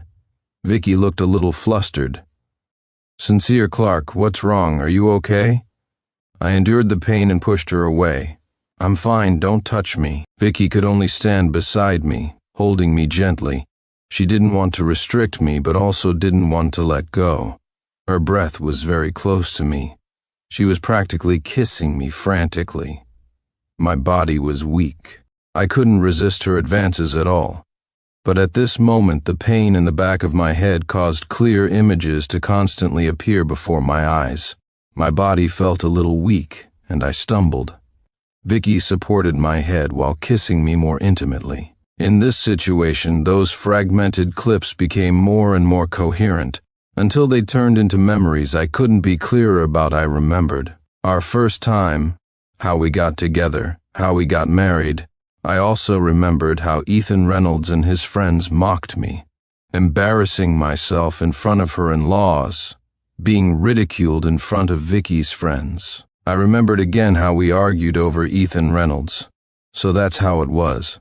My heart ached dully. All the past pain was laid bare before me, a torment I couldn't escape even with amnesia. My first time with Vicky was very cliché. At a party she got drunk, and I had a bit too much to drink too. She looked at me, her eyes hazy with drink, asking me to take her back to her room. I don't know who initiated it, but before I knew it, she was lying in my arms. At the time, I was so nervous I couldn't breathe. Vicky was clearly having her first time too. She was clutching the bed sheets, full of panic. But in an instant, she turned back into that aloof, iceberg beauty. The next morning, Vicky saw me and didn't react much, just said, "Let's date." I had had a crush on her for many years, so of course I nodded and agreed. Later, we were like a normal couple, passionately in love. But we were both very possessive of each other. She said she didn't want me getting too close to my friends of the opposite sex, and I didn't want her having anything special with other men. We were loyal to each other, but unexpectedly, Ethan Reynolds' appearance broke this balance. She said he was someone her grandfather treated like a grandson, and she couldn't be overly cold to him. She had her reasons, but I couldn't accept it. Ever since I married her, I felt very inferior about my status. She came from a wealthy family, while I was just a regular man. At best, I got into a good university, which is how I had the chance to meet her. Otherwise, with my background, I probably wouldn't have met someone like her in my entire life. Ethan Reynolds was also a wealthy young master from her social class. Even if Vicky told me his family later declined and needed her help, his status was still there. So what if they declined? He was still a second-generation rich kid I looked up to. These disparities made me become more and more unlike myself. I started to be unreasonable, checking her phone, restricting her from interacting with any men, even her colleagues and subordinates. I knew those people were innocent, but my emotions were problematic at the time, and I couldn't control myself. All those sweet memories of the past vanished, leaving only our endless arguments and the image of me being unable to fit into her circle and being mocked. I remember our last big argument was when she told me she didn't want children. I questioned her, "What if you get pregnant? If we had a child, could she still not care about Ethan Reynolds?" Vicky looked at me with extreme disappointment at the time. "You think a child is just a tool for you to solidify your status? Then I'd better never get pregnant. Even if I do, I'll abort it." Those heartless words pushed me to the brink of despair.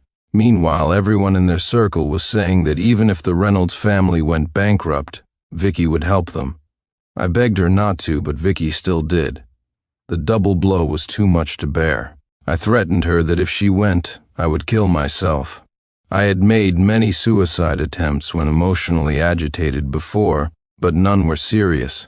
Vicky tolerated me once or twice, but by the third time she didn't take me seriously anymore and just left. Then later, I attempted suicide and was rescued. When I woke up, I had amnesia. When I remembered all this, my heart was already numb with pain. Chapter 15. No wonder I wanted to forget. No wonder I couldn't remember anything. That memory was so painful. My whole body was trembling. Vicky also noticed something was wrong with me. "What's wrong, Sincere Clark? Vicky, you disgust me." I looked into her eyes, clutched my chest, and then sighed. Actually, I also find myself disgusting. I closed my eyes and suddenly fainted. When I next woke up, I was in the hospital. It was the same familiar doctor, checking on me. Vicky anxiously clutched my hand. Seeing that I was awake, she immediately called the doctor over. "Dr. White, he's awake." Dr. White opened my eyes and looked. She said, "Nothing serious, just from extreme distress. There was a bruise on his head before, but it seems to have dissipated now that he hit it. Just rest well." Vicky sighed with relief and then asked me, "When did you hit your head? Why didn't you tell me?" I pulled my hand away indifferently, my eyes colder than they had been after the amnesia. Vicky seemed to realize something. Her thin lips pressed into a straight line. "Sincere Clark, you—" she tentatively asked. I cut her off directly. "It's no use, Vicky. Let's get a divorce." Vicky's Adam's apple bobbed. Her voice held a bitter tone. I said, "You don't remember now." "I remember," I said, looking into her eyes. "I remember everything, but I still want to divorce you." Vicky's eyes trembled violently, as if she couldn't believe it. I had never seen her look so sad, but I knew my decision was right. I closed my eyes and said, "Being with you is too painful, Vicky. Let's get a divorce." I had said the word divorce countless times. Vicky had always reacted strongly, but never like this. Just the silence of utter despair. Dr. White was nearby and seemed unable to stand it. She said to me, "Sincere, Clark, don't be too much. Vicky has already apologized to you." Before she could finish, Vicky interrupted her. "It's my fault." I glanced at Vicky. When I first woke up, she warned me the same way. "All your friends around you warned me like that, telling me not to be ungrateful." I paused, my tone softening. "Vicky, do you still think we shouldn't divorce?" That day after I left the hospital, I didn't see Vicky for a long time. I had made it clear to her, and she should slowly come to terms with it and let go. I thought perhaps soon I would see the divorce papers she sent me. My life gradually quieted down, and things at work got back on track. Only one thing bothered me. After she found out I had regained my memory, Chloe Brown started contacting me frequently. "So you really had amnesia." I was a little suspicious before, but it's true she still had that seductive smile. "When you get divorced, how about me?" "I'm not divorced yet," I corrected her. "I don't even have the divorce certificate.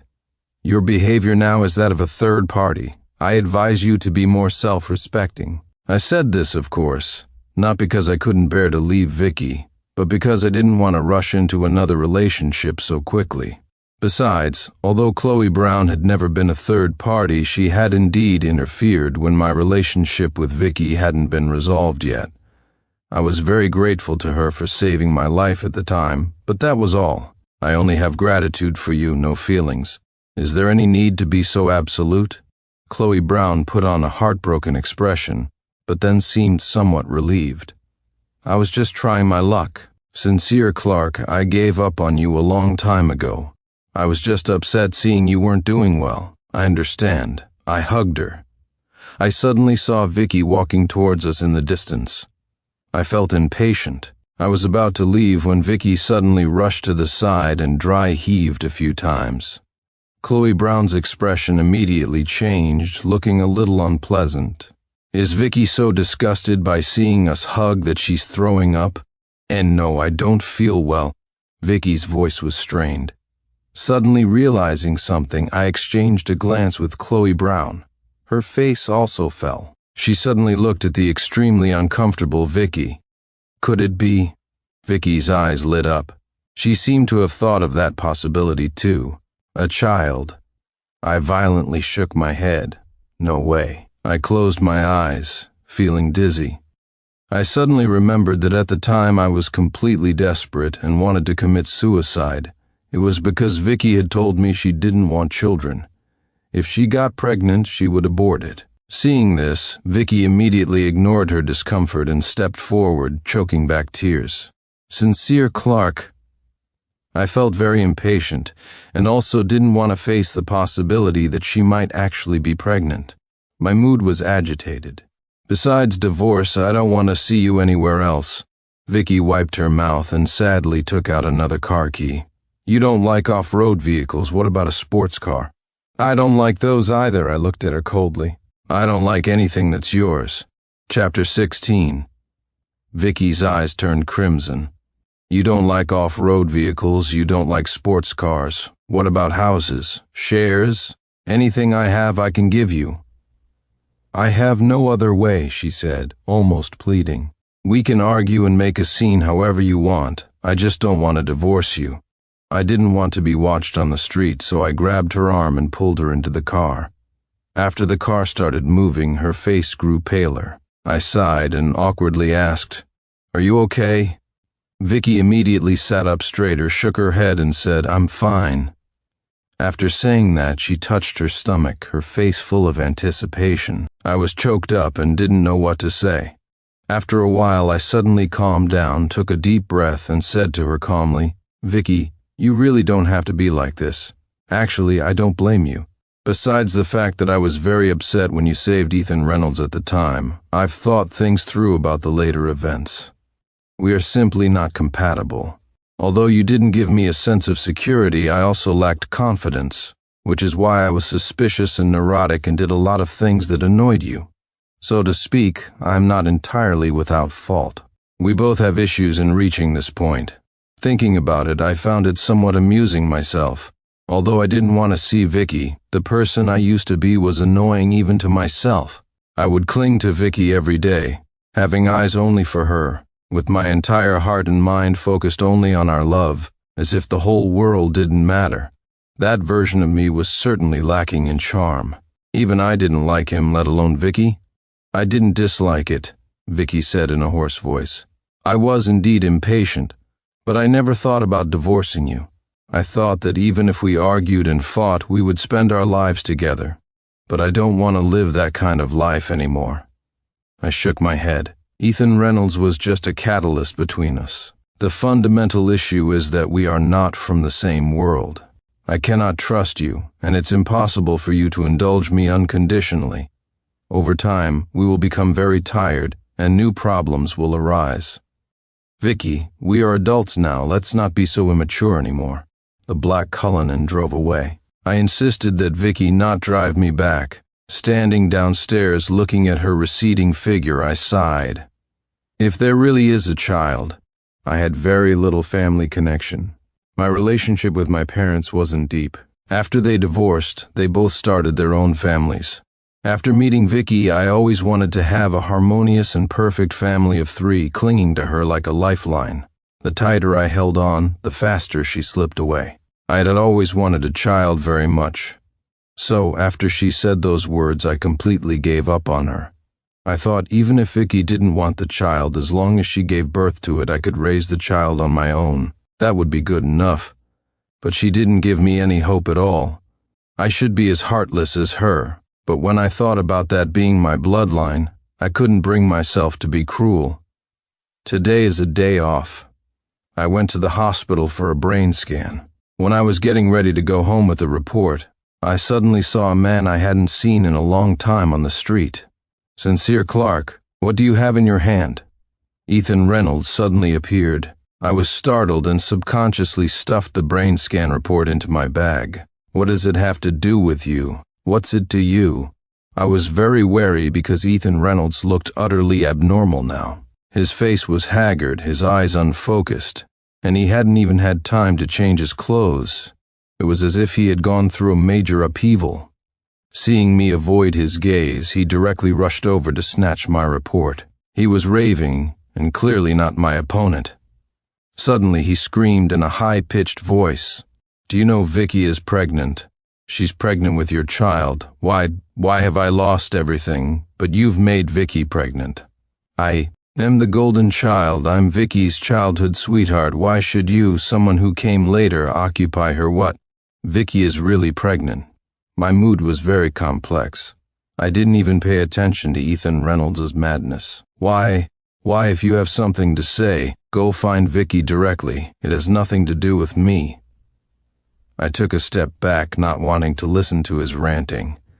This matter should be handled by Vicky. The former me was too foolish, always thinking that as long as I was the only man by her side, she wouldn't change her mind. But for a woman like her, how easy is it to change her mind? I don't need to waste my time warning other men. It's a complete waste of effort. Are you mocking me? Ethan Reynolds suddenly let out a maniacal laugh and stepped forward, staring intently at me. You knew she completely stopped her family's collaboration with the Reynolds family, making me a laughingstock in the circle, and now she can't help me. So, you're mocking me. Chapter 17. I frowned, stepped back, and was about to turn and leave when Ethan Reynolds blocked my way again. You're the one who told her those things, weren't you? What things? I felt confused. You told her that I deliberately made things difficult for you behind the scenes, that I was stirring up trouble, that I was the one who pushed you into the pool, and you told her, right? I scoffed. You've done these things, and you're afraid of others knowing? I knew it was you, he suddenly screamed and rushed towards me. I instinctively dodged, but then I saw him pull out a dagger from somewhere. Clearly aimed at my life, it seemed he was indeed. Pushed to the brink to do something so extreme, Sincere Clark, I heard an urgent shout, but the expected pain didn't come. When I opened my eyes, I realized Vicky had blocked me. I watched as that dagger plunged into her chest. She was bleeding constantly, her face pale, but she still looked quietly in my direction, making sure I was okay. She lifted that hand, wanting to touch my cheek, but in the end it fell weakly. Vicky, I called her name, but she couldn't hear me. Hospital. Everything was stark white. I followed the nurse, hastily pushing the stretcher. There was blood everywhere and my hands were covered in blood. I held Vicky's hand, which was trembling constantly. I couldn't tell if it was me or her. She squeezed my palm instead and softly asked, "Sincere Clark, are you okay?" "I'm fine. Don't talk anymore. Don't talk." Every time she spoke, it would drain her energy. I just wanted her to be safe and sound. She lifted her hand, wanting to touch my face. "Don't cry," she said. "It hurts my heart. Don't talk anymore. Don't talk. You can't be hurt. I forbid you to be hurt. Did you hear me? Don't make me feel guilty for the rest of my life." But Vicky squeezed my hand again and said with her last bit of strength, "If I'm not that lucky, this time you should start a new life. Becoming a widower doesn't require a divorce." Suddenly she smiled faintly. "At least we're still husband and wife." Don't say such foolish things. I was this frantic for the first time. I was terrified that something would really happen to her. Those past emotions that had dissipated rushed back. I realized that my feelings for her had just been suppressed. I didn't want to be hurt anymore, so I wanted to forget her. Perhaps after some more time I really would have forgotten her. But now I had just remembered everything between us, and she was risking her life to save me. I couldn't let go. I still wanted to divorce her and hoped she would come out of that operating room safe and sound. Then we would sign the papers, go our separate ways, and start new lives. The light in the operating room remained on. I just sat on the chair outside, waiting. My hands were also covered in blood, all hers. Everything around me was irrelevant. Until Vicky's mother arrived, rushing over and anxiously asking me, "How is Vicky doing now?" Only then did I lift my listless eyes, looked at her, my voice hoarse. "I'm sorry, I don't know the situation right now. The doctors are doing their best to save her." Eleanor Smith's eyes rolled back. She almost fainted. I thought she would blame me, but she said nothing. After calming down, she looked at me and told me to wait here. I didn't know what she meant, but I obediently did as told and waited there. Not long after, I saw Eleanor Smith grabbing Ethan Reynolds' hair and shoving him violently in this direction. He did it, didn't he? I paused, then nodded. Eleanor Smith grabbed his hair tightly and slammed his head to the ground. "If anything happens to my daughter, I won't forgive you, Auntie. It's all Sincere Clark's fault. It has nothing to do with me. I wanted to kill him. Why would I want to hurt Vicky?" Eleanor Smith slapped him twice more.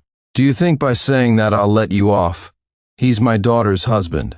If you hurt him, I won't forgive you either." Hearing her words, I looked at her in astonishment.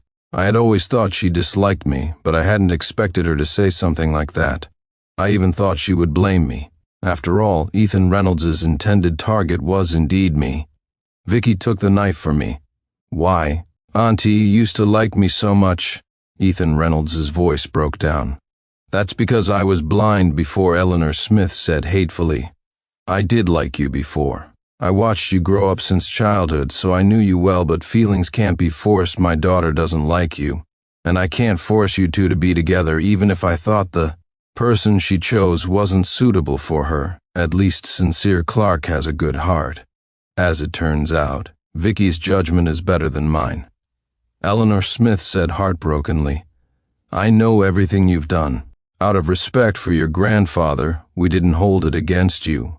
But I didn't expect you to escalate things and resort to such vicious tactics. If anything happens to Vicky, you'll never have peace in your life with that." She called Vicky's father, Arthur Smith. He was also rushing over. Eleanor Smith even gave him a few instructions. "Don't let the Reynolds family have it too easy, tell them. This is all Ethan Reynolds doing." Chapter 18. Ethan Reynolds crashed to the ground, wailing like a madman. Seeing this, Eleanor Smith shook her head and said regretfully, "Your family spoiled you too much, never bothering to educate you properly, which is why you've ended up like this." Ethan Reynolds was still hysterical and making a lot of noise. I didn't want to hear a single word they said. I just looked silently at the door of the operating room, hoping Vicky was okay.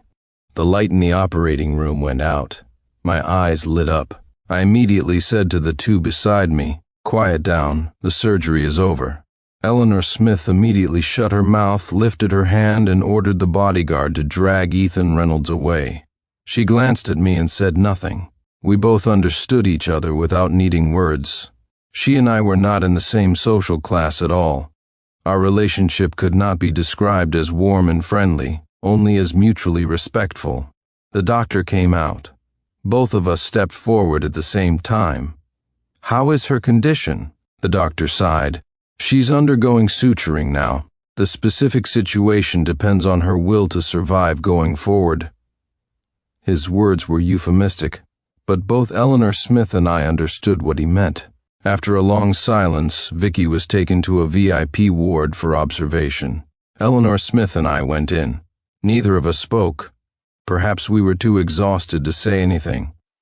Eleanor Smith's eyes were red. She had completely lost the imposing demeanor she had just had when dealing with Ethan Reynolds. After all, she was just a mother worried about her daughter. I sat by the bed, looking at Vicky's tightly closed eyes, and couldn't help but say, "I'm sorry." My voice was also a little hoarse and choked up. Eleanor Smith ignored me. After a while, she said, "It's a lie to say I don't blame you, but I know this is Ethan Reynolds' problem." "I understand, Auntie," I said softly. "No matter what, I will take good care of Vicky." Eleanor Smith sighed. "I knew you two were planning to divorce. I didn't like you before, but I never made things difficult for you, and I even defended you in front of others. But Sincere Clark, self-confidence comes from within. If you think you're not good enough yourself, constantly worrying and being hesitant, how can others think you are?"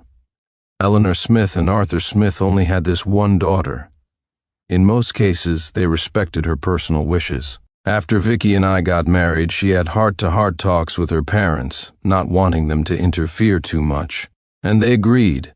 Eleanor Smith had never spoken such heartfelt words to me before.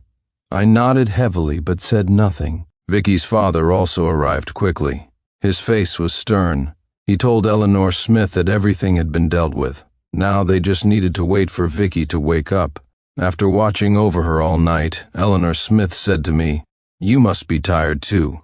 Go back and get some rest." I shook my head.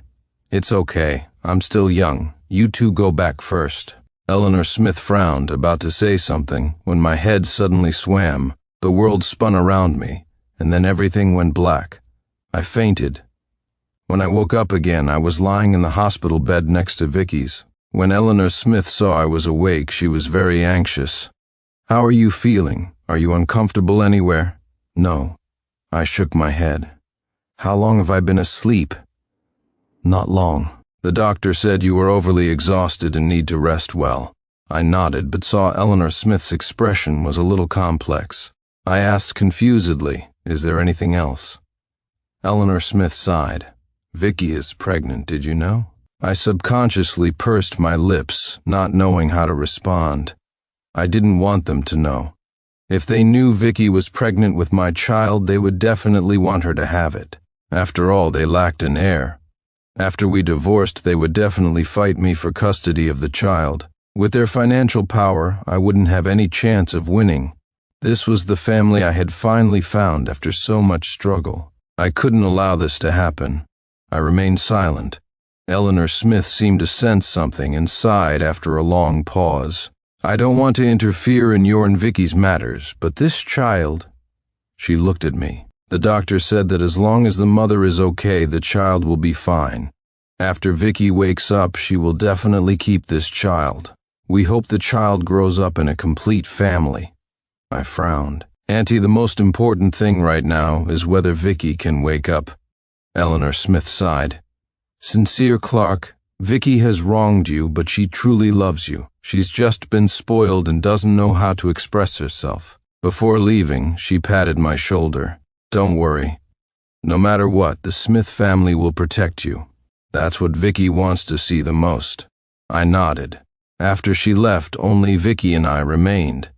I looked at her tightly closed eyes, feeling a little heartache, but then I thought of the child and felt a little angry. Vicky, I remember you saying you didn't want this child.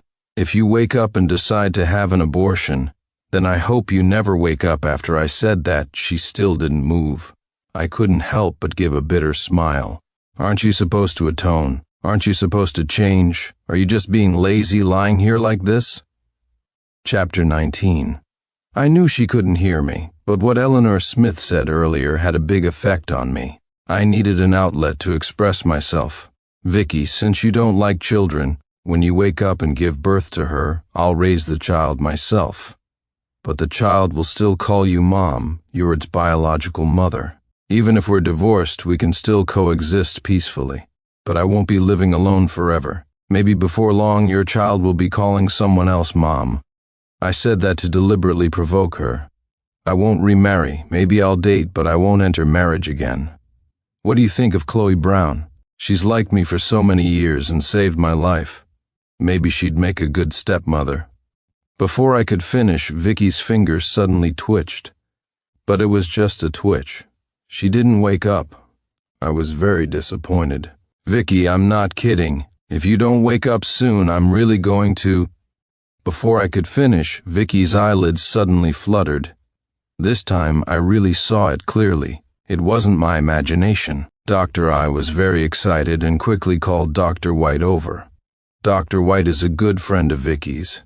Since she got hurt, she had been staying at the hospital. She and Vicky's attending doctor quickly rushed over. After examining her, Dr. White told me with a hint of surprise she should wake up soon. Don't worry. I nodded. Thank you. Dr. White had planned to leave, but after standing there for a while, she turned around and looked at me. About what happened before, I'm sorry. Brother-in-law. She had only ever called me Mr. Clark before. Dr. White looked apologetic. I used to think you weren't good enough for Vicky, but that's between the two of you. As long as Vicky likes you, I shouldn't have been so aggressive. It's all water under the bridge. I remained expressionless. Her apology didn't affect me much because I didn't really consider her a friend. To me, she was just an acquaintance who was a stranger. Seeing my indifferent reaction, Dr. White didn't say anything more, made a few cursory remarks and left. I sat by the bed, waiting for Vicky to wake up. Around midnight, sleepiness overtook me. I rested my head on the edge of the bed, still holding her hand. It was a little cold in the hospital at night. Just as I was about to wake up and find a blanket, a warmth suddenly appeared on my shoulder. I was startled and quickly opened my eyes. I saw Vicky covering me with a blanket. You're awake? I was overcome with joy. I squeezed her hand tightly, about to call the doctor. While waiting for the doctor, Vicky gently hugged me.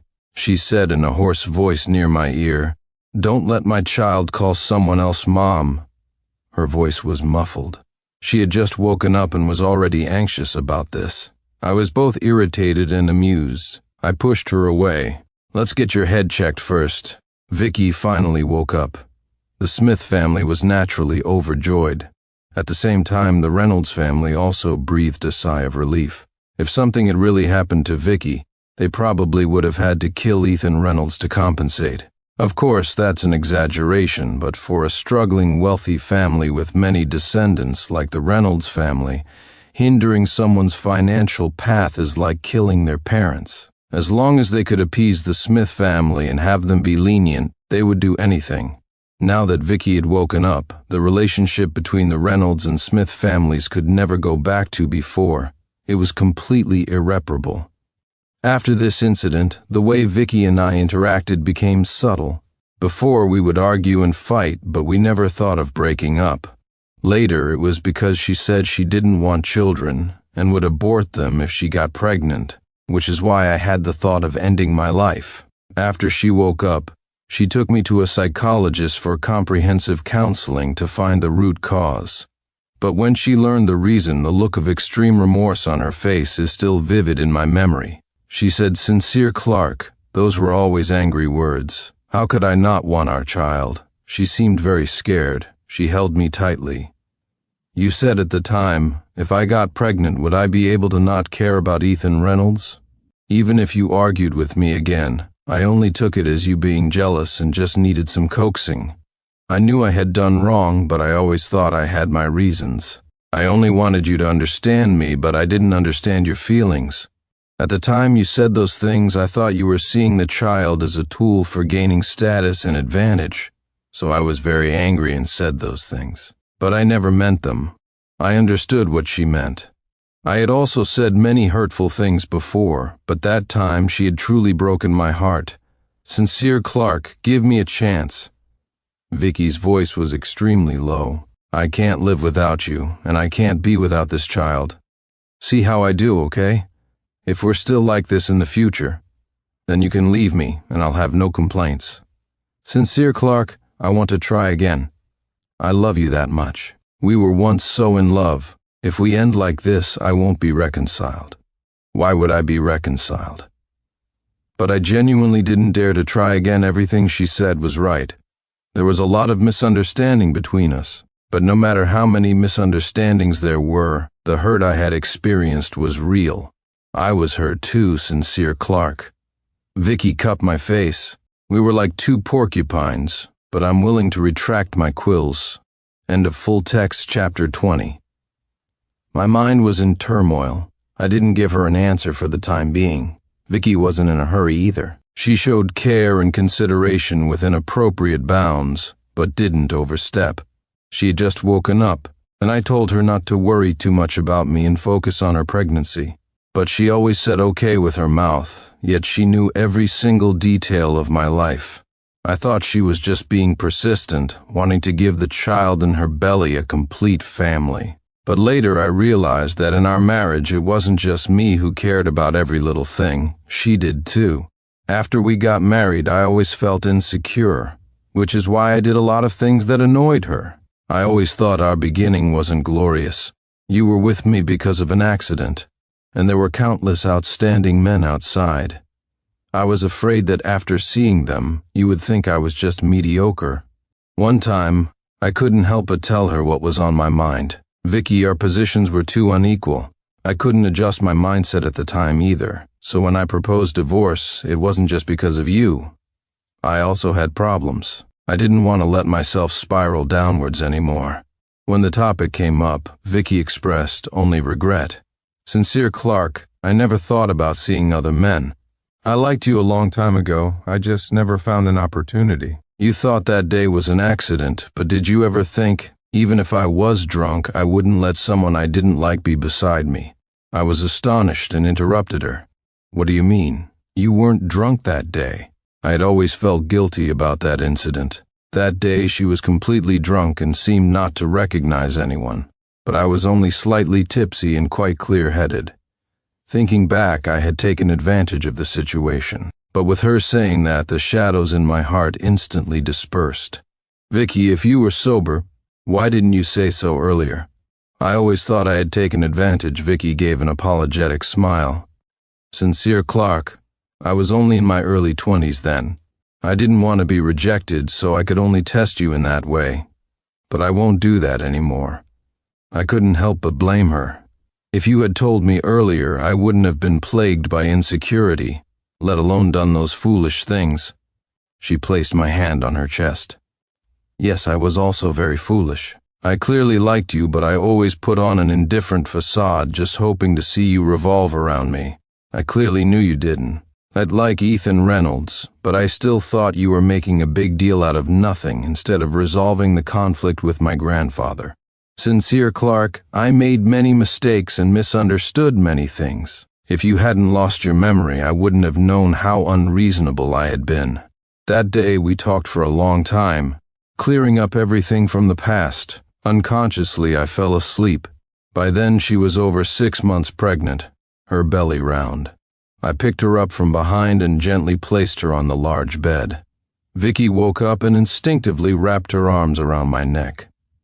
Thank you, she said softly. Vicky looked at me deeply, then suddenly lifted her head and kissed my lips.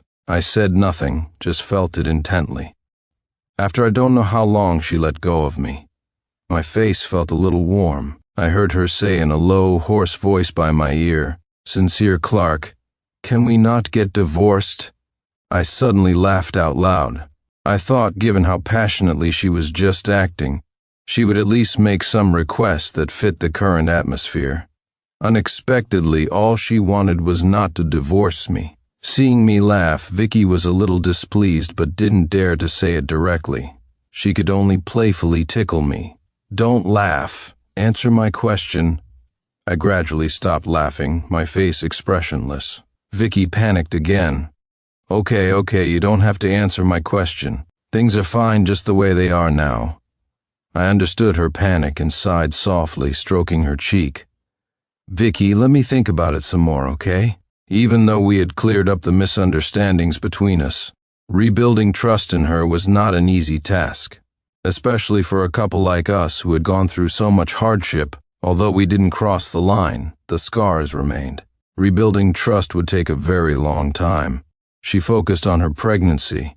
For the sake of the child, I was a little more tolerant of Vicky, because she was indeed struggling. The pregnancy was very hard on her, but she had always been strong. I felt a little heartache for her. After all, it was my child. The child was born quickly, and time passed fast. I had also prepared myself mentally. If Vicky was a good mother, I would be relieved. But if she didn't do a satisfactory job, I could decisively leave her. As expected, Vicky never disappointed me. One day, after she had coaxed the baby to sleep, she turned back to the bedroom and saw me leaning against the doorway, smiling at her. Vicky walked softly up to me. "What's wrong?" "Nothing. I just realized I haven't seen your cold side in a long time." Vicky sighed in relief, then found it funny. She hugged my waist. "That's ancient history. Can we not bring it up anymore? Why not?" I laughed and dodged her. "But I still like the cold you before. You must look beautiful with a poker face while changing diapers." Vicky knew I was teasing her and chased me into the bedroom with a grim face. As she enveloped me fully, I heard her say, "Darling, did I pass your assessment?"